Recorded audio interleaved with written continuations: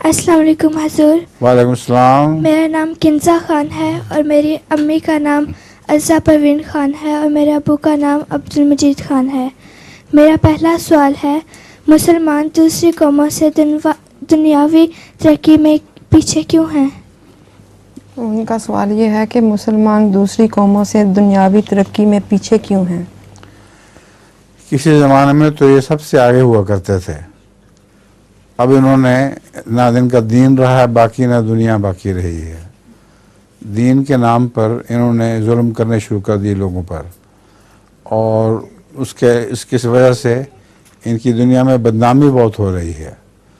اور جو سائنس کی ترقی کرتے تھے کسی زمانے میں، وہ چھوڑ بیٹھے ہیں.